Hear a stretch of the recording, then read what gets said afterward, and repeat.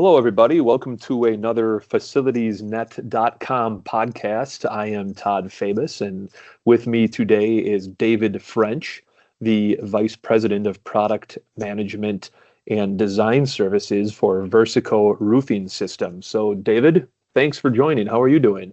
Hello, I'm doing fine. Thanks for having me. Yeah, you bet. You bet. Thanks for being here. And as should come as no surprise with you working at Versico Roofing Systems, what we wanted to talk about was the thing that everybody needs, roofs, and some of the thought and things that go into that. The most arguably important thing on the building starts at the top. So Right. instead of chatting about the weather, I figure we could just dive right in. So looking into things and coming up with some own thoughts through some articles we've written on our side about stuff that I wanted to ask you. And with you being the subject matter expert, like what makes a roofing product like kind of what I would label as high performing or a high performance roof in today's market? Yeah, we've done extensive voice of the customer research with building owners to find out what they value in terms of high performance or how they would classify high performance. And I think it comes down to two categories. One is resilience. Resilience sounds, ubiquitous. It's a lot of things. It means a lot of things to a lot of people. But when you dig in deeper, it's things like puncture resistance or, long-term resistance to weather so that you don't have to replace the roof every 5 years or 10 years or even 20 years. So resilience is usually top of the list of feedback we get from building owners on, the performance that they're looking for or that they're looking to enhance to make it high performance. And then the second one is probably the one that's on more people's minds now than ever before, and that's energy savings, right? How can the roofing system contribute to the complete building envelope in terms of energy savings? And that could come anywhere from making sure you have the proper amount of R value up there, or it could come from making sure that you have a reflective roof if you're in the south, or a darker colored membrane if you're more in the northern climates, where it'll absorb that heat and keep the building warmer in the winter months when you spend more money heating your building than you do cooling your building on an annual basis. So products like that, products that deliver resiliency and long-term performance, things that have extra puncture resistance, like a fleece back membrane, or products that provide additional R value per inch or get you to that energy savings that the building owner really wants, I think are critical in terms of taking performing roofs to high performing roofs.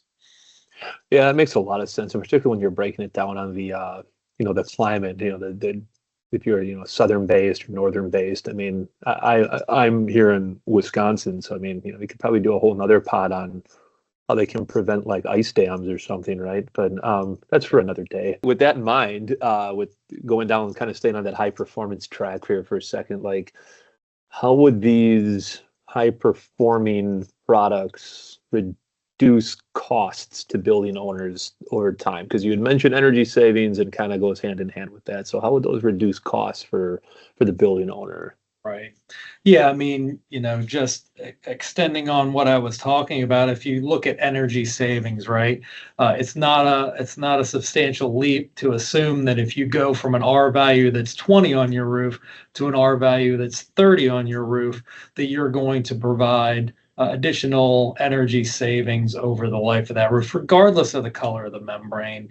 Because you have the proper amount of insulation, while we recommend sometimes darker colored membrane in the north and lighter colored membrane in the south. If you have the proper amount of insulation, the color of the membrane becomes more inconsequential, right? Because we know that white colored roofs get dark, and you do spend quite a bit of money on air conditioning even there in Wisconsin. So the proper amount of R value in getting there is very important. And we have some great products that will not only provide that R value, but if you want to add R value to your roof without raising the height of the insulation that's currently in place, we have products that will do that as well. So provide more R per inch so you don't spend extra money raising the wood nailers on the edge of the roof, or raising rooftop equipment that might be up there, or adjusting the penthouse doors that might be on your roof. So making the best way to save money on new roofing installation, or as the result of a new installation, is really around energy savings. But for these long-term building owners, there's also that resiliency part that comes back into it, right? The less frequently you replace the roof, the more ROI you're going to get on each roof investment. So it saves money in the long term.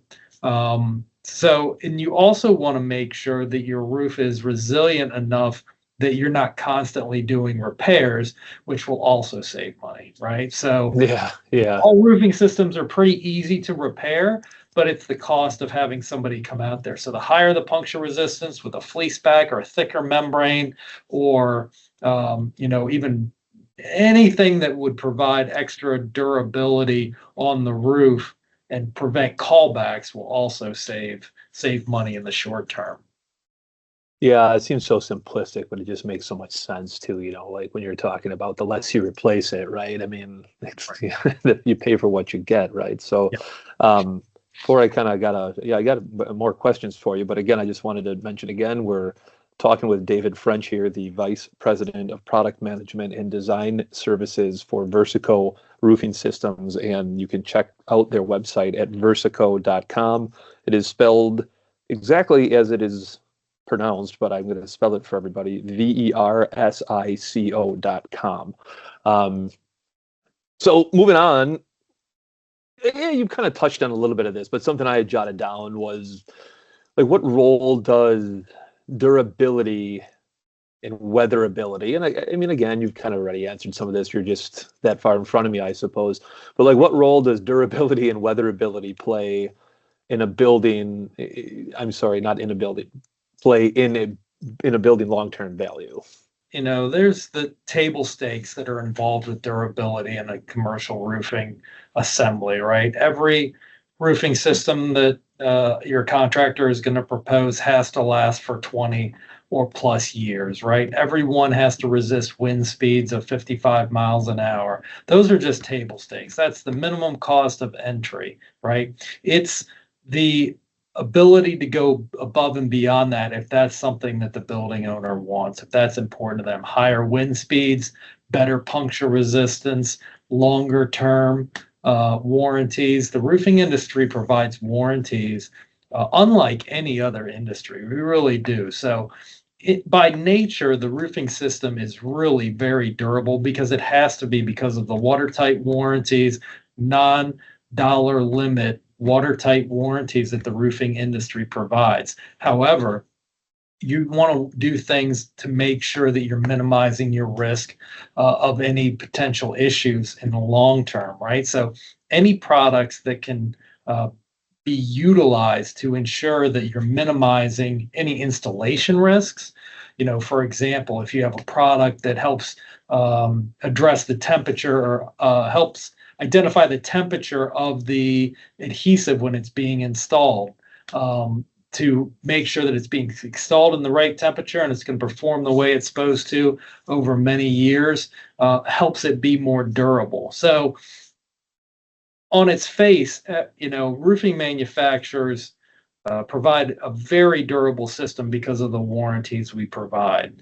But there's also ways to enhance that long-term durability, and also ways to minimize risk associated with the installation to make sure that there's no issues, even though you have pretty good warranties from commercial roofing manufacturers such as Versico. Yeah, and like, how do roofing products affect maintenance frequency and repair budgets?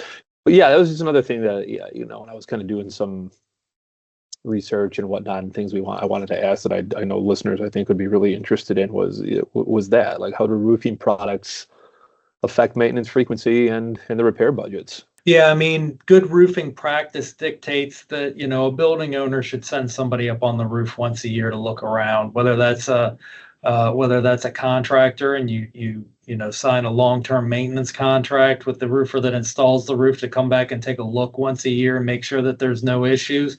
But good roofing practice does dictate that somebody get up there and take a look at the roof on, at least an annual basis. Now, if you know that you're not going to do that, you might want to invest more heavily in more durable products, thicker membranes, fleece back membranes that reduce puncture, anything in your roofing professional can kind of help you identify ways to increase the durability and the long-term performance and reduce the maintenance. Now, I would recommend that you have somebody go up there and take a look. But if you know that that's probably not going to happen, or you're only going to own the building for a period of time, there are ways that you can help enhance the durability of the roofing system in case you can't have somebody going up there and taking a look on a regular basis. So there are things that you can do to help offset that, but more often than not, you're going to want to try and have somebody go up there and take a look at least once a year. Yeah, that makes sense. I'm just trying to be cognizant of your time. I really appreciate you hopping on and joining and talking about this, because I mean, it's bizarre. I think people tend to take for granted the roof until they really, really need one, or something's going horribly wrong with it, right? So it's such a, it's so tantamount. I did want to ask before we kind of look to wrap things up, how can owners, building owners, work with manufacturers and contractors to choose the best solution for their building? And I mean, again, before I flip that one over to you officially, like, to get your thoughts. I mean, you kind of touched on some stuff. It kind of goes back to, like, there are different solutions. You've already mentioned, like, the north versus south, the coloring thing about, do you need more heat retention or whatnot? But I'm sure there's more than that. So that's kind of the last thing I wanted to make sure I talk to you about before we kind of go on. Let you get on with your day. Sure. Yeah, sure. Well, I mean, I guess first of all, don't worry about me. I can talk about roofing all day. It makes me hey, good to know. It makes me really popular at cocktail parties. People walk the other way when I start talking about roofing. There's worse things to talk about. It's not the most exciting thing in the world, but I could talk about it all day. Yeah, but, again, until they need a roof, then they're going to come seek you out at that party. Yeah, and I'm their best friend, right? Exactly. I think everybody needs somebody in every industry. I guess I'm their roofing contact if they need. It is. I won't lie. It can be overwhelming for a building owner to try and even get down to the type of membrane that they'll want to use on their roof. Right? There's EPDM, which is a rubber-based membrane, or TPO or PVC, which are plastic-based membranes. There's different ways to attach it down. There's different amounts of R value. All of those things are key decision points, right? The most important thing, I think, when you're going into choosing a roofing system or making sure that it's right for you, is you understand what's important to you, right? Is repair costs the most important? Is long-term durability important because you're going to own the building for a long time? Is energy savings the most important?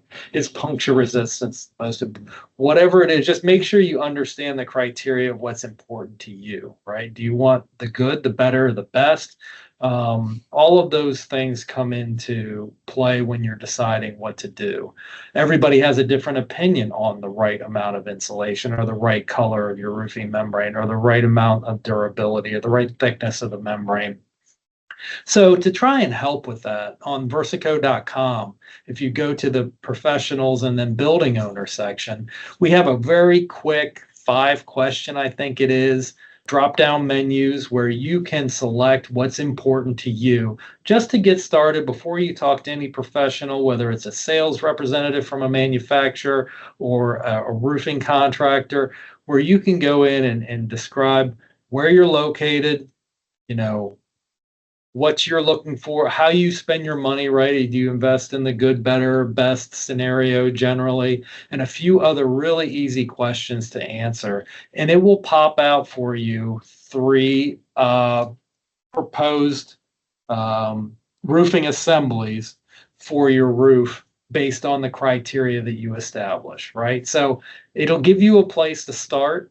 It'll give you a lot of information about why somebody might recommend X insulation or X membrane or X fastening density, or the type of attachment method, whether it's glued down or screwed down. All of these things play into long-term durability and performance, but it kind of narrows the, I'm going to say, 1,000 options that you have when you take all of those things into account and the different ways that they could be put together. And it kind of narrows it down to what we would recommend as a manufacturer for the type of roof that you're looking for based on the parameters that you include, right? So it'll at least get you started in that way. And then you can kind of go from there. You can enlist some professionals, whether it's a sales representative or a roofing installer, that will be able to take you from there and provide a little bit more detail. But I think that's one of the tools that we developed to help take so many choices down to just 2 or 3 choices based on what the building owner values in their building. Yeah, and just to kind of follow up on what you just said there for people listening, it's an incredibly easy thing to find on your website. And when you go to Versico.com, the building owner section is right there in the middle. I don't see how you could miss it. So you just go to Versico.com, and then you can choose between design professionals, building owners, contractors. So it's incredibly easy to find, very user friendly, Right. and easy to get to right away. Yeah, and you can also find a rep in your area, or our sales representatives in your area is also a function on the website up in the upper right-hand corner that will also help guide you and help answer some of those questions and provide you more details on different insulation options, different cover board options, different membrane options that are based on what you value as a building owner. Well, all right. Well, despite your invite to keep talking and going on, not to worry about you, I do want to be cognizant of your time. Thanks so much for the convo. I think that was some really great info for the audience, because at some point or another, if you own a building, you will inevitably need a roof. Well, you always need one, but you know what I mean. So once again, it's David French, Vice President of Product Management and Design Services for Versico Roofing Systems. Check them out at Versico.com, and then very easily you can find the building owners section. It can be a very helpful resource and tool for you if you're listening. So thanks again for your time, David, and hope to have you on again sometime. Thanks for having me. It was a good time. Thank you. Right. Take care.